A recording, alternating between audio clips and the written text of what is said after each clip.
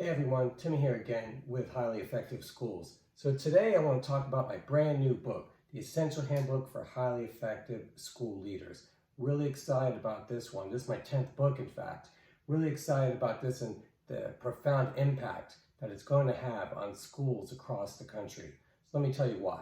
So it's broken into 3 different sections. So it starts with how the leader builds credibility.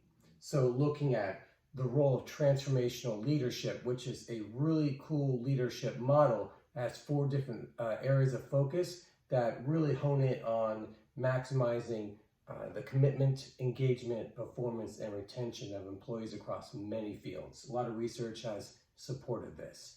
Then leading with a vision, standards and expectations, the role of providing feedback to people, reflection and growth, maintaining your passion, and supporting and developing teachers. Now, going back to the passion piece, one of the big things we need to look at from a school leader perspective, and when I say school leader, we're looking at principals, assistant principals, team leads, department heads, people of that nature, even counselors who kind of function in a quasi-leadership role at times. So looking at the role of their ability to maintain their passion, we're seeing high levels of burnout across all areas within the education field. So it's not just teachers, leaders themselves, because if they're burnt out, they are in no position to lead the individuals in their schools. So the second piece is when we look after the first piece, when we look at for the leader building credibility, then we look at what should the culture in a school look like?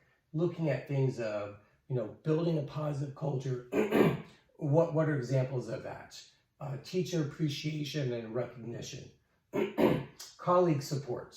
Looking at how should teachers across the school be supporting each other. It's not always a leadership function about supporting your colleagues around the school. What are people doing to take initiative to look out for each other? Teacher wellness, stress reduction. As it's well documented, teachers are more stressed now than ever. Not just because of the pandemic, but just the immense amount of stress that is coming, teaching at this moment. So looking at various ways to reduce that, how the school culture can play a profound role in that. Psychological safety. This is discussed a lot in other fields, hasn't really permeated into the education field. But when we look at psychological safety, we're looking at what kind of environment is it safe for people to talk about their concerns, their struggles professionally, and how is that met by the leaders within the school? So people should be welcoming, saying, if you're struggling with something, I want to know, what do you need in order to be successful and thriving here? That really needs to be the main goal of school leaders at all levels, is what do you need to thrive? And I will do my best to make sure you get that. I don't think that's always been the case in the education field, and that's why we need to have a change in the focus and how things are done. The workforce has changed, the needs of the workforce has changed in the education field, and so that's really important to look at these aspects, as well as having optimism and resilience, creating belonging, connection, and purpose. That's a big one. The more belonging, connection, and purpose teachers have, the higher their commitment is going to be, and the more likely they are to stay at the school, but also stay at a high level of performance.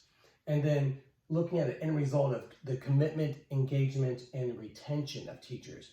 What role does the culture play in creating that outcome?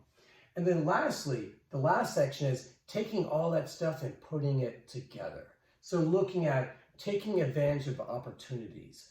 There's various opportunities throughout the school year that school leaders can harness these different activities and getting people together and building that connection. So for example, it could be that week or two before the school year starts, teacher work days throughout the year, and even at the end of the school year, what are some opportunities to reflect and take that information into the next school year? And then looking at various ways to optimize school performance. What are things that can be done to collaboratively bring people together to look at ways to improve school functioning. Now, one of the most important things to look at is this is looking at building an environment of collaboration where people feel like they're part of something. They're not just being told what to do. So I think that's where the big change in the education field, we need to move to a more collaborative leadership model, one where people participate and they're jointly part of it. They're giving feedback, they're looking at ideas, but they're also participating in the improvement of their school. They're taking ownership of that at all levels. So that's my new book, The Essential Handbook for Highly Effective School Leaders.